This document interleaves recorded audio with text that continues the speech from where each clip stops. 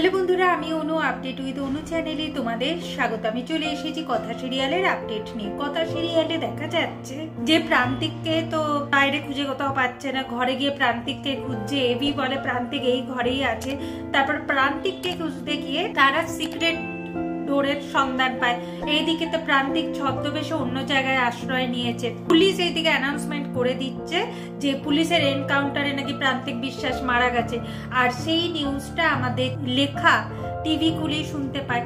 আর চিত্রাকেও শোনায়। চিত্রা তো খুব ভেঙে পড়ে, সে ভয় পাচ্ছে, ভাবছে প্রান্তিক বিশ্বাস মরে গেল, এখন তার কি হবে। সে ভাবছে যে কথাগুলি গুহ এত ডেঞ্জারাস, প্রান্তিক বিশ্বাসকে মেরে ফেললো। এরপর যদি চিত্রা গুহের নাম বেরিয়ে আসে, মিহিরও তো তাকে বাঁচাতে পারবে না। চিত্রা এখন কি করবে? চিত্রা ভয় পাচ্ছে, কিন্তু ভাবছে বাড়িতে কাউকে জানানো তো চলবে না যে আমি ভয় পাচ্ছি, সবাই তো আমাকে সন্দেহ করবে।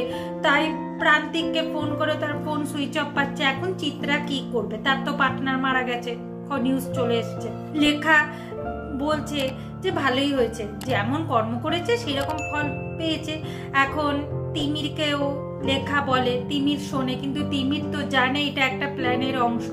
তবে এভি আর কথা ভাবে যে তাদের প্ল্যান অনুযায়ী এগোচ্ছে, আর এই প্ল্যান অনুযায়ী প্রান্তিক ঠিক ধরা পড়বে। এইদিকে আবার এভি আর কথা ঘরে এসে সবাইকে নিয়ে নানান প্ল্যান করছে, তবে তাদের ঝগড়াটা কিন্তু থামে না।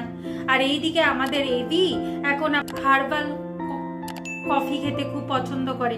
কথাকে সে কফি বানিয়ে আনতে বলে, কিন্তু কথা বলে সে পারবে তো প্রান্তিককে ধরতে। আর প্রান্তিককে ধরতে পারলেই কথা নাকি প্রান্তিককে শাস্তি দেবে। এবি বলে তুই একা নয়, কথা আমরা সবাই প্রান্তিককে শাস্তি দেব।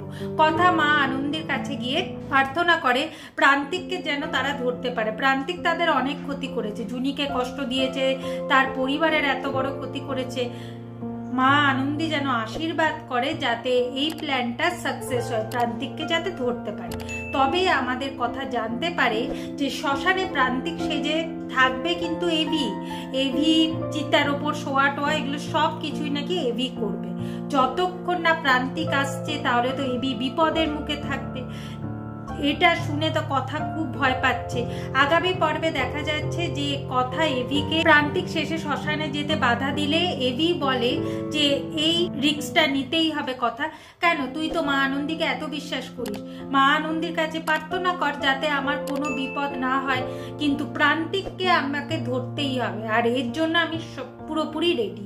এভাবেই আজকের পর্বটা শেষ হয়ে যাচ্ছে। আশা করি আজকের পর্বটা তোমাদের ভালো লাগবে। ভিডিওটা দেখবার জন্য আর আপডেট উইথ অনু চ্যানেলের পাশে থাকবার জন্য অসংখ্য ধন্যবাদ।